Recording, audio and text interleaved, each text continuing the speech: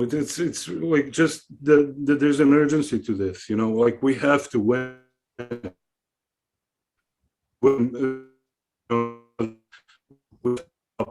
this avalanche of oppression which is coming. You know what I mean? Like the housing crisis is daily becoming worse. Like we are all threatened. Like Ali mentioned, correct. I have so many friends. Our friends are homeless. Our friends are dangerously close. We are dangerously close to being homeless, and we're not. I mean, we're different people, but like we're not special. It doesn't take being special. It doesn't take being a heroin addict to be homeless today. Regular people, like you're late for work once or twice. You get drunk once. You I don't know. You lose money because you're stressed on your way home from the bank, and you're facing homelessness. People are literally, paycheck away, and it's critical. And we know here who we're running against. The mayor is going for the third term. He's been ruling for 8 years. Jeff McLaren, the Jacobis, like these people have been in power. They're committed to continuing this. They're doubling down.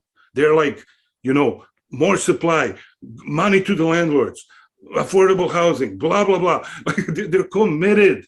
And they're like, we have to encourage business. We have to encourage tourism. We didn't even talk about that. It's a tourist town.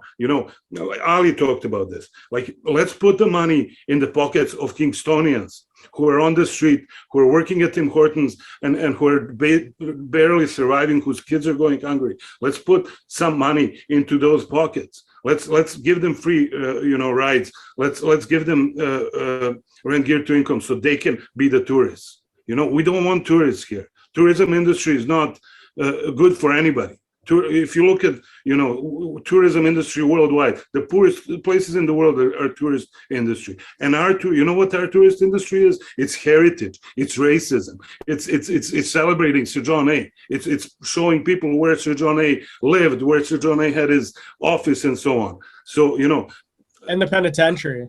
Yeah. And the penitentiaries that they're making look and sound like they're Disneyland, which are where they keep people of color, the minorities, the poor. That's the thing. That's the fact of life in Canada. The prisons are full of poor people. Prisons are full of homeless people. Prisons are full of indigenous people. That's who goes to prison in our country. That's who's in prison constantly. There's never a rich person in prison. You will never find one of the oligarchs in prison. Meanwhile, they are the real criminals. They're the real criminals. They're making the backdoor deals. They're the ones that are causing, that are killing people, because policy kills people. If your policy is to give taxpayers money to some big developer or a landlord millionaire so that he can create housing that creates inflated rents and real estate prices that pushes people out onto the street, and then they freeze in the winter. What's that by murder? Social murder. Engels talked to that's Engels' idea. So social murder by bad policy, right? The housing question by Engels. Everybody should read that. So I could go on forever, but there's no time here. Like we know what the current politicians are going to do. They're going to kill people. They're going to cause mass death and suffering, and who knows if we'll be here if we'll have the internet. If these people you talk to right now are going to be alive 4 years from now, because literally that's why we're fighting. That's what we're doing.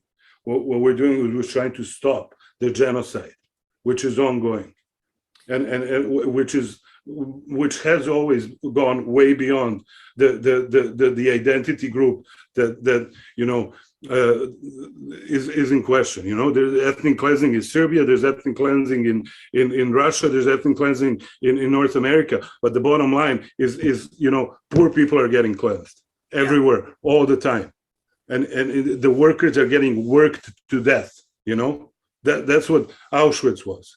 It was a work camp where people were getting worked to death, so that some industrialist, white supremacist pig can outcompete some other white supremacist pig from another country. Like that's what Auschwitz was.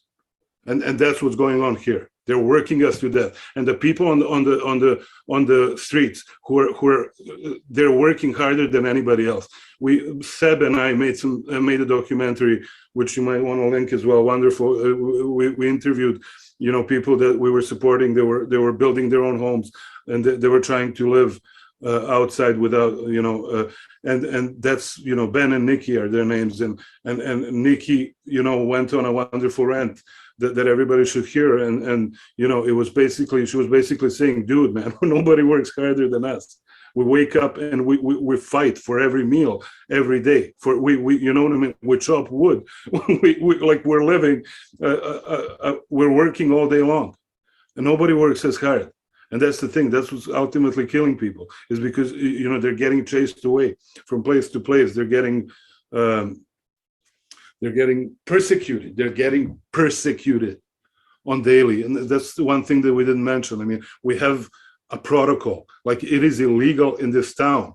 This administration has made it illegal for people to live outside. So if you pitch a tent outside in Kingston, within 48 hours, if you're discovered by the police or the bylaw, you have to move. So people are not allowed to stay in one place for it's amazing. It's amazing, and it's brutal, and it's genocidal, and it's crazy that you know what I mean, what they will come up with because of tourism partly. So wow. Their solution, this municipal government solution to the fact that tourists are like, hell, I don't want to go to Kingston, it's a ghetto, there are poor people, there are homeless people everywhere, right? It looks like shit, I feel like shit, Their solution to that is to have these kinds of protocols which are chasing people away, and they're hoping that they can somehow push them out of sight instead of housing them, you know what I mean? So that's what we're dealing with, and they're going to continue to do this. This is going to be their solution: push people further into the woods, ban them, destroy their lives, kill them, ultimately kill them.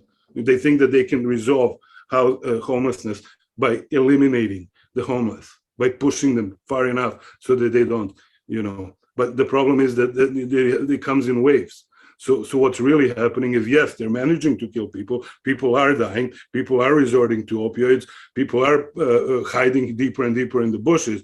But people like us who are here housed right now talking to you are not going to be able to make rent because the landlord's going to get greedy and lie about wanting to move in here, and we're going to be too weak to react, or maybe we won't call our local tenant union and fight them, and then we're going to be on the street, and it's going to take another 6 months for us to get from the shelter system into the woods, and from the woods onto fentanyl, and from fentanyl to be found 6 months after we die, somewhere deep in the woods. So it's a system, it's a systemic genocide that's being carried out, and we're trying to stop it. We're trying to. That's what I've done my whole life, just trying to stop the genocide from happening. And it's hard to measure whether we're winning, but I mean, I feel that, like, I don't want to be too depressive here, but we are forcing them to do things. ICH wouldn't exist without us, organizing, with unhoused people and making a fuss about it. Some of the shelters that exist, their solution is shelter at best. Their first solution is just, ban homelessness, break, tear down people's tents, send them, but when they encounter resistance, then they're like, oh, we're opening a shelter. Shelter is not a solution. Tiny homes, which are tool sheds basically, which are not tiny homes, these are not solutions. These are pretend solutions. This is a joke. You know what I mean? This is not gonna save anybody for any amount of time. This is like institutionalizing misery, institutionalizing second-grade citizenship. You know what I mean? Normal people get to, there's citizens get to live in houses, and then we have second-grade citizens who can get to live in tool sheds and in shelters, and they can go at each other and live. They can all sleep in the same room, 50 people. Ali, any